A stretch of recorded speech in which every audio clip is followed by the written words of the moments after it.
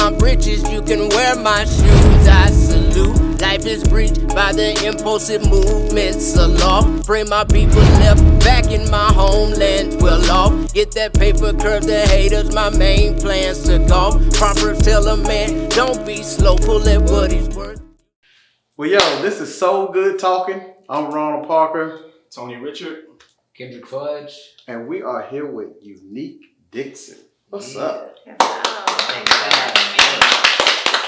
Glad to have you. Glad to Thank have you. you. Glad to have you. Thank you. You know what I'm saying? So, met you at an ET event, you know what I'm saying? And loved your energy, loved your enthusiasm, loved your spunk for life. And so I definitely wanted to get to know you. And so, hey, you're here and we wanted to hear your story. And when you told me a little bit about your story, I was inspired and I thought the world should hear it. So look, tell us a little bit about yourself. So I am a Unique Dixon. I am a woman in long-term recovery. And what that means is I have a little over 7 years in substance use recovery and mental health recovery. Today I speak out about my recovery because it's a lot of people struggling. You know, it's a lot of people that they don't necessarily have acceptance with what's really going on with them. So I chose to speak out about my recovery to help save the universe. Absolutely. Absolutely. Good stuff. Good stuff. Where are you from? So I am born and raised in Atlanta, Georgia. Okay. Yeah, She's going to do peace up eight right now. Okay. West side. Yeah, so I'm born and raised here from Atlanta, Georgia. My family is from New York. My mom met my dad here. That's also a crazy story, but they met, fell in love, and had me. And I have a younger sister as well. Okay. Awesome. So how did this life change for you, or when did it change for you? So, as I just mentioned, my parents met, and that's a crazy story. Mm-hmm. So they actually met each other in the world famous Blue Flame strip. Okay. So my mother was a dancer. My father drove cabs. They met each other, fell in love, had me and my younger sister. But in the 80s, you know, there was the crack epidemic. Mm-hmm. So they both, got addicted to drugs, and that caused us to live in a lot of dysfunction over the years. And as of today, they are both deceased as a result of their addiction. So needless to say, my childhood, I never really had many role models. Gotcha. So I wanted to be like what I saw. You know, I wanted to be out all night. I wanted to skip school. So I skipped school. I dropped out of school very young. I had my grandmother there, of course, but it was only so much she could do. You know? It was only so much that a nana could do. Right. However, I ran away from home very young. I got into drugs very young. I started prostituting at the age of 14. And by the time I was 16, I was a full-grown stripper, drug addict. So needless to say, over the years, I was in the adult entertainment industry for 11 years. And I've always wanted more. I always felt like I was different. Mm. You know, I just never felt like I don't know, like that being in that strip club, everybody thinks you're the same. Like, you know, you really have no value in there, you know, and I didn't understand that. But I always knew I was unique, you know. And it's so funny, they would ask me, like, what's your real name? I'm like LaQuisha. You know, so I just have to make up something. I think I asked you, like, what's your real name? Like, no, my parents named me Unique. And I do have a younger sister. Her name is actually Special. So it's Unique and Special. But needless to say, like, over the years, I had tried to, you know, get on the right path, you know, but I just could never get out of that lifestyle because by then it became a means of survival. Like, it was the only skill set that I had by the time I reached my adult years. So I decided to go back to school. and get my GED and, you know, just get myself together. But I was still in this lifestyle. So I think that's really the hardest thing for people when you caught up in that industry is like the sacrifice that you have to make. Like you're gonna have to humble yourself. Like I had to humble myself. I had to get back on the bus. I had to, you know, bust open them noodles. I had to, you know what I'm saying? I had to get back on the struggle bus for a little minute. You know, however though, I was introduced to recovery and, you know, it just taught me. It showed me some things that were in me that I didn't know was there. You know, that I always felt were there, but I just didn't know how to get to them. Gotcha. You know, so. You mentioned you were introduced to recovery. Was it by somebody or something you saw, a flyer, or how were you introduced? So it's strange. It's very strange. I was actually in a park. I was actually in a park contemplating suicide because it just had gotten that hard. I was about 22 and I was really wanted to like drive my car in the lake, but I just didn't have the courage to kill myself. And I got out and I started, you know, rolling up or whatever. And this white guy walks by with this dog and he asked me, was I okay? And for the first time, I said no, you know, because that's another thing. A lot of people don't know that it's okay not to be okay. Right. But I said, no, I'm not okay. And in the back of my mind, I was really hoping like it would be like some Pretty Woman type shit. Like he was going to save me and pay all my debts. Because I was going through it. I was facing going to prison. I had a lot of stuff going on at the time, and I needed a financial angel. But he gave me so much more than that, you know. He immediately told me that he did not have no money. So you killed that. But he said, I know a place around the corner and that you can hear other people's stories and you'll see that your life isn't that bad. And it ended up being, you know, a 12-step meeting. And I didn't stay, you know, because it's hard to really find yourself in those rooms. I didn't stay because I felt like I was too young, too this, too that. But I made my way back around there once it was time. Right. God's time, I made myself back around there. Wow, that is beautiful. That he even showed up because it still sounds like a godsend to me, especially in the state that you were in, contemplating suicide. Like, yeah, I know some people who have been in your shoes, some younger people and some older people. And like, what would you say specifically to someone who was the younger version of yourself versus who you have become now?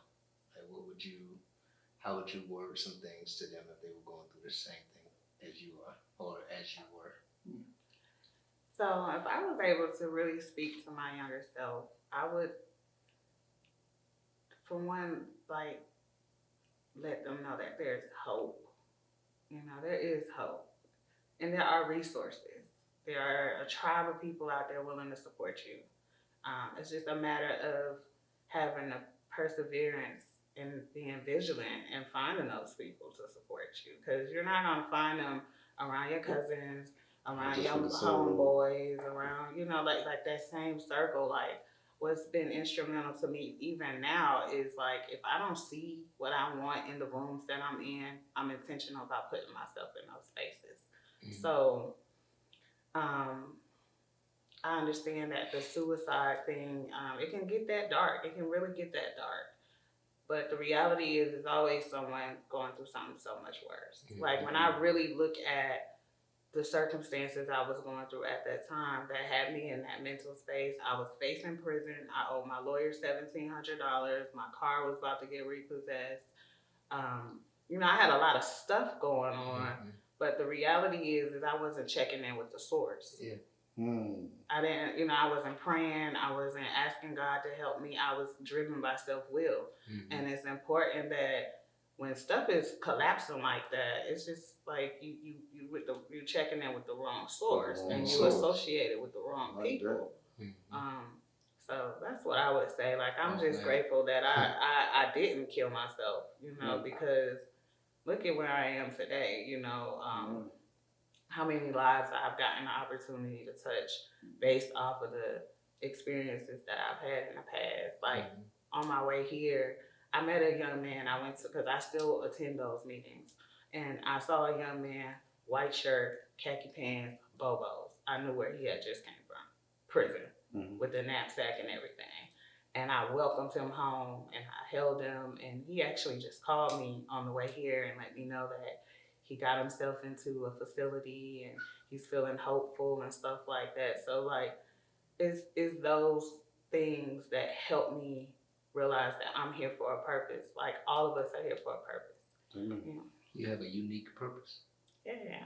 Yeah, unique. Yeah. Okay. Well, that's what's up. That's inspiring. Thank It you. really is. I'm glad you're here too. I'm glad you didn't commit suicide. I wouldn't have an opportunity to meet you and hear your story. Thank you. Yeah. And sorry about your parents. How old were you when they passed, or were they still around when you were going through this part of maybe wanting to commit suicide? Or So my mom actually passed when I was 14. okay. Tomorrow actually will be 21 years. Tomorrow. And my dad, he passed when I was about 23, and he actually died clean. He had some health issues going on, but he wasn't necessarily like in a program or anything. But I was intentional about making the last few days of my dad's life the best that I could. Even though he was absent. By the time I found him, I had already lost my mom, so I felt like it was important that I value the time that I had with him. Great. So yeah. Cool. During all of this right here, you have a younger sister. Where is she in the mix? Are you caring for her, or she's still with your dad, or she's off doing her own thing, or? In that time. Right. So in that time, my parents never had us. My parents, by the age of 3, that's when, it went bad and we were going from stepmom's house, this house. So around that time, my grandmother moved from New York and left everything to take care of me and my sister. So me and my sister, and I with Nana. Okay. Yeah. Shout out to Nana. Shout out to Nana. Right. And Nana is actually, today I take care of Nana. My sister is actually transitioning back home. She moved to Birmingham for a few years just to kind of get to a, more serene environment, because she had got caught up as well. Okay. And she's, on the other side of that as well. So it's just always been us. So you say y'all about to reunite? She's about to come back home. She's actually up here visiting now. Okay. Like I just left her. Awesome. Yeah. So are y'all gonna kind of start trying to go through life together? Well, we've never not went through life together. Okay. We've always been extremely close. Even when she left, we talked to each other daily, regularly. The only time that there was some conflict between us was in our teenage years, because I was a hypocrite. Like I would encourage her to try to do something different, and here I was doing the same thing. So she wasn't feeling none of that, But now that I've gotten older and I do practice spiritual principles, and I also know how to speak to people, me and her have developed a very healthy relationship. Like I'm not her parent, is what I had to understand. I had to, accept that and just allow her process, but still just be supportive in regardless of what the situation is. So we've always been close.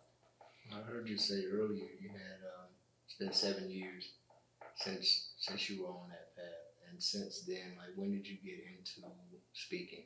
At one point during that 7 years have you kind of gotten into the place where you were speaking to other people and encouraging people to change their ways? So, ironically, when I had about 9 days, someone asked me to speak, because that's what we do in those meetings. We do a lot of speaking. There might be a main speaker, whatever. But I was asked to speak at 9 Days, and he saw something in me, you know, and ever since then, I've been, I don't want to say a poster child, but however, I am one of the very few young African-American women in recovery that really love recovery, that really live recovery.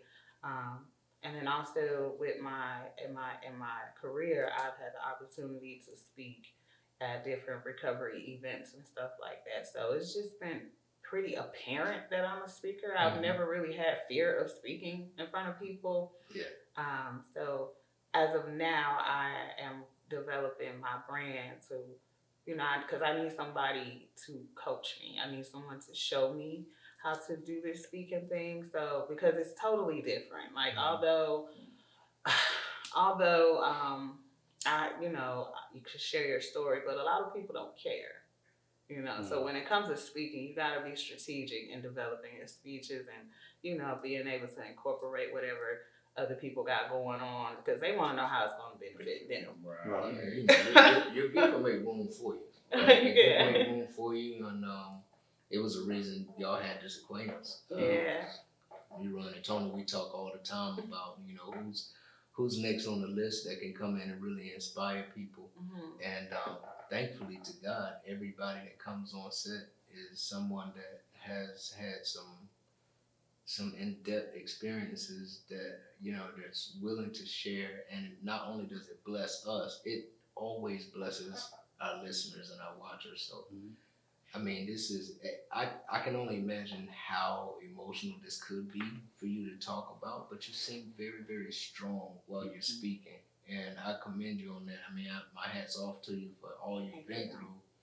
And then to see where you are today, it gives me some insight on how I can possibly encourage someone that I know is going through similar situations. And just don't give up, you know. And I feel like the guy that walked by with the dog was a guardian angel somehow. Yeah, absolutely. Because had it not been that diversion, I feel you probably would have done either not taken your life, but maybe done something and gone a bit far before you realized what you were doing because of your circumstances at the time. So, yeah, that's big, and I'm very encouraged to. Thank you. And hopeful. And my strength just comes from talking about it over and over again. Okay. You know, it. I've learned that it doesn't get okay. You just get okay with it. Yeah. Over time, it just becomes easier to talk about. I mean, initially, I couldn't talk about my parents without flooding the room, you know, or being so angry and aggressive. But since I've done some work and some spiritual maintenance, some therapy, hell, medication, whatever it took, yoga, I've tried so many things to kind of get to my true being so I can express myself in a healthier way because I've always expressed myself with a lot of profanity, anger. I stayed in jail. You know, I don't want to be that person. And what I'm learning is I'm truly not that person. I just had to be who I was in, you know, my environment. Yeah. Do you think your pain was for a purpose? Absolutely. Yeah. I mean, ultimately, we're here to serve. Okay. We're here to serve, you know, and that's where I am.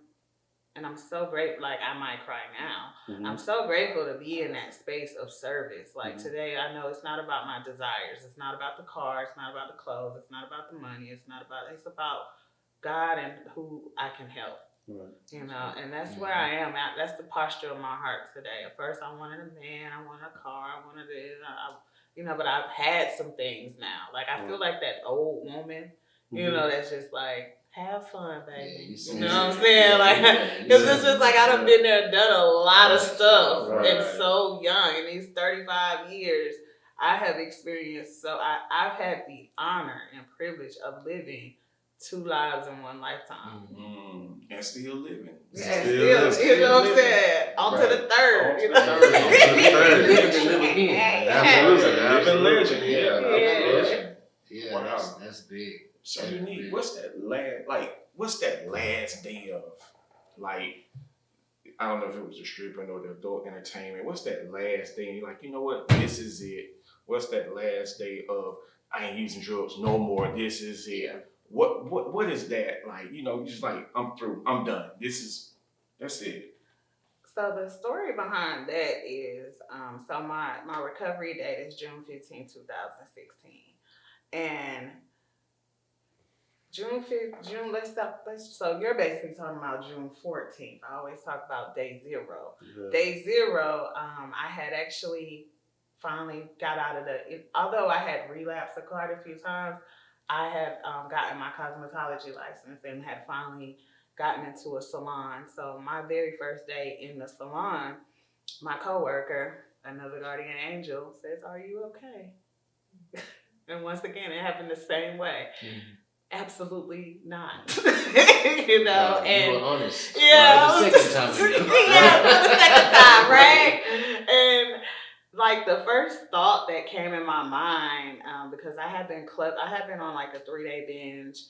But the thought that came to my mind was a young man that I was hanging out with in the club that morning, I guess. He wouldn't buy me a drink because when he had met me years ago, I was in recovery. Because I had put together 2 years before, but I was still hanging in the clubs and all that stuff and still stripping and all of that while I was in recovery. But this time, that was the thought that came to my mind. He was just like, "You was my hope." That's exactly what he said to me. He was like, "You was my hope." I'm like, forget all that. Buy me a drink. Right. You know what I'm saying? Yeah. But needless to say, that was a thought. And I went to the restroom and I just started crying because I did not want to go back to these meetings. You know what I'm saying? Like, I didn't want to go back because I didn't see people that looked like me, that had, you know, similar experiences.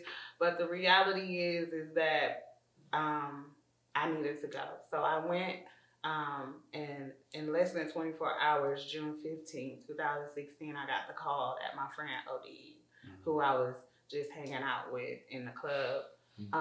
So that was like God telling me, like, no, like my argument was I was too young to be in recovery. Right. But the reality is God showed me that I'm not too young to die.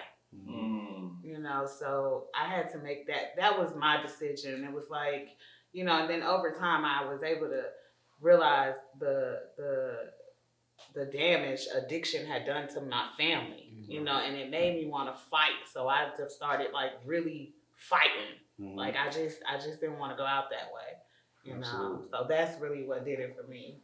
Did you feel like you let him down somehow? Like when you, after the conversation where he was like, "You was my hope," and then you just still was compelled to get that drink, and then later on, did you feel like you may have let yourself down by not being more of what he thought you were to him? No, because me and him really, you know, like being in this lifestyle, that's just like my friend that passed away.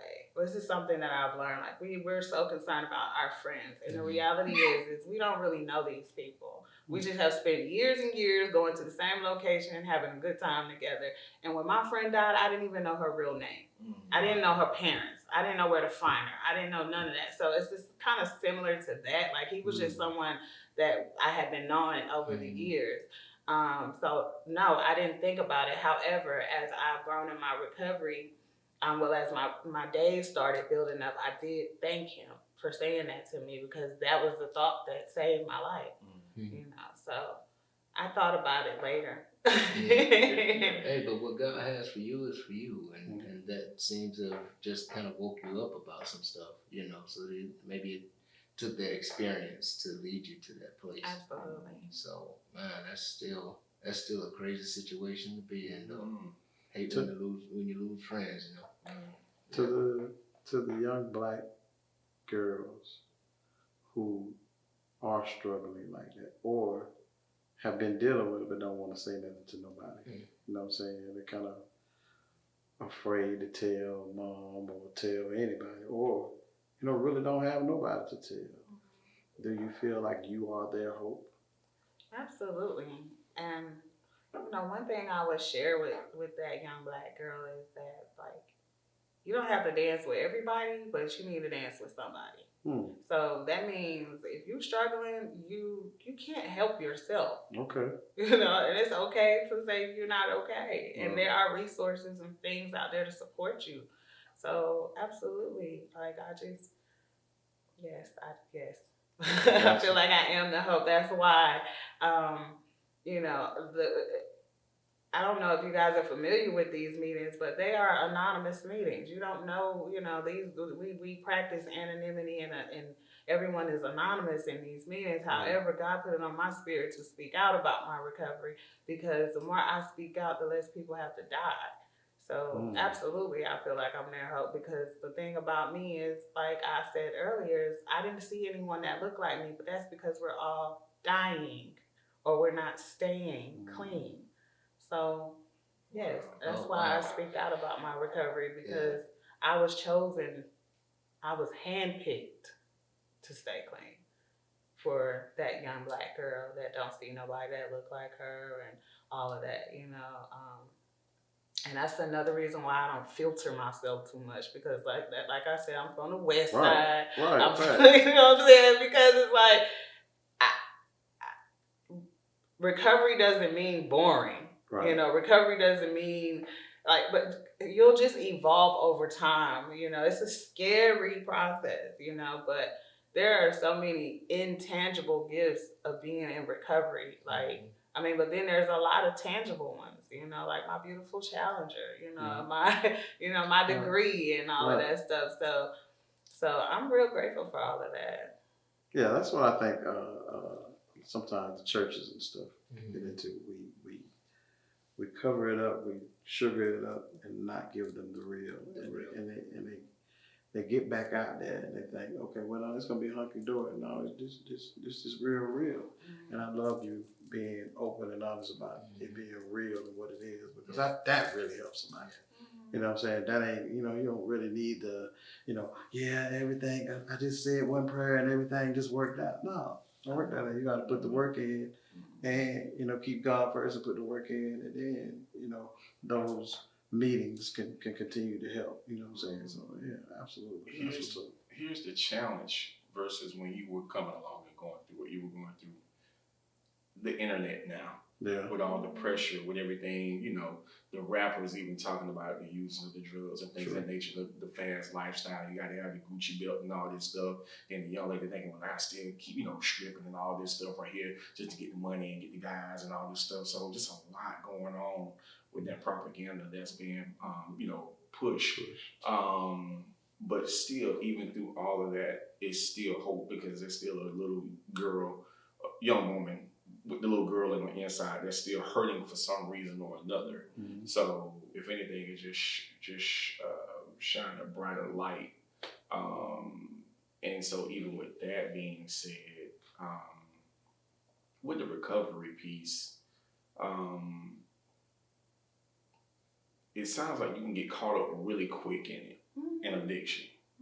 And what are some of the signs? So even what are some of the signs that, looking back, hindsight, that you witnessed yourself, that these young ladies can probably self-diagnose with themselves when they have that quiet moment to reflect? Like, they know that they're going through something, right?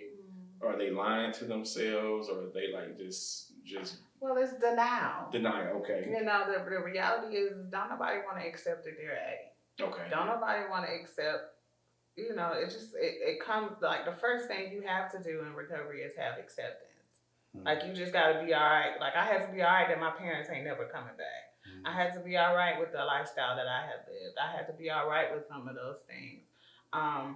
And, like, one of the main things, I didn't know who I was, and being in that industry, it's real easy to, like by the time I made it to my meetings, like this time, I didn't have no identity.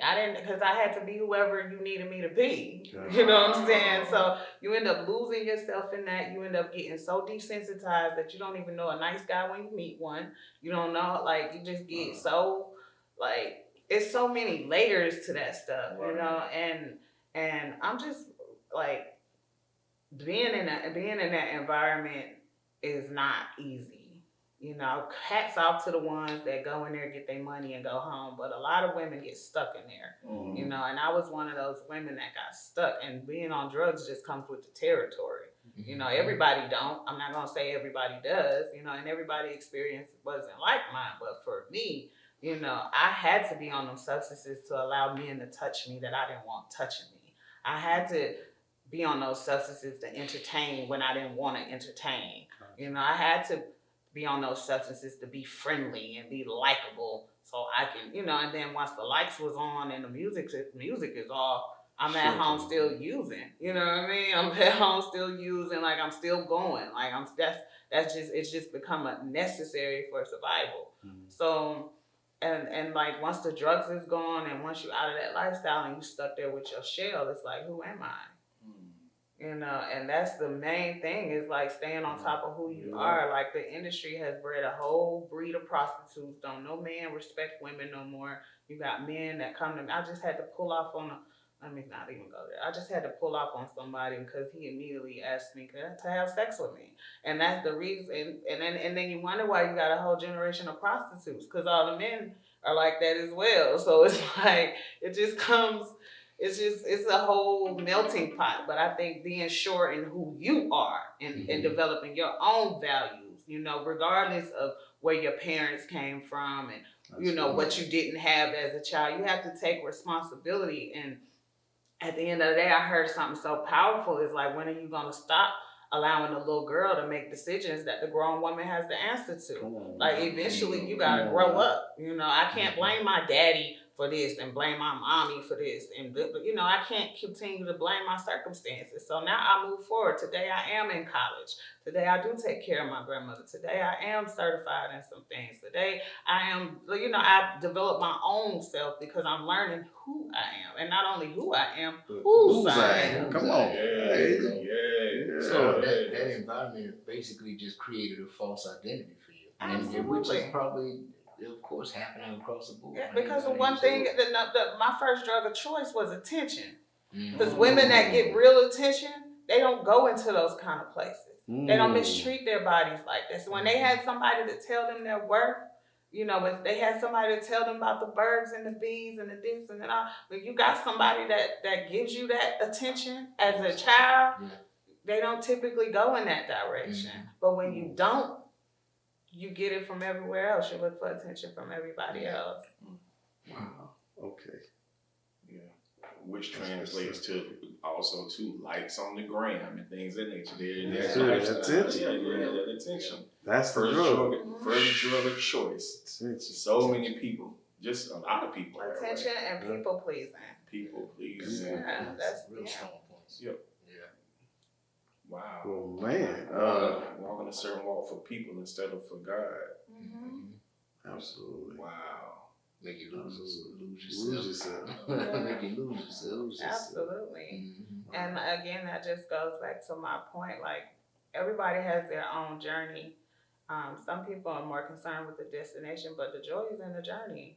And I'm real grateful for my journey, even though it's been some painful times and painful circumstances. I've lost a lot of people along the way, but the reality is it made me who I am. And I'm just grateful to be alive. Because when you meet me today, you don't know what the hell I've been through. I look like a regular smuggler, and I like that. All I seen was the hustler that he was in. She was grinding, she was doing this, doing that, so energetic and everything. I was like, man, I gotta be around people like that. Yeah. And then know her story from nowhere. Yeah. But I'm so grateful to know your story, man. I'm so grateful to know you. For real. Absolutely. Yeah. So I couldn't wait to meet you myself because Ron, he came back and he was just like, oh man, I met these I met this person, blah, blah, blah. Next thing I know, we was like, we need to have on the show. Like, okay, Ron. Like, absolutely. Yeah. Next Sunday. I was like, ASAP, right? ASAP. Yeah, I'm like, what? We was like, I need to get this energy right here. And it's a blessing. It's a blessing. Like, you lose so many people, but at the same time, you gain so many more people. You know what I'm saying? You touch so many more lives and things of that nature. And that's beautiful that you somewhat, or maybe all the way, know your purpose in life. So, where do you see yourself in the next 5 to 10 years with your platform? What do you want to have accomplished in that time frame?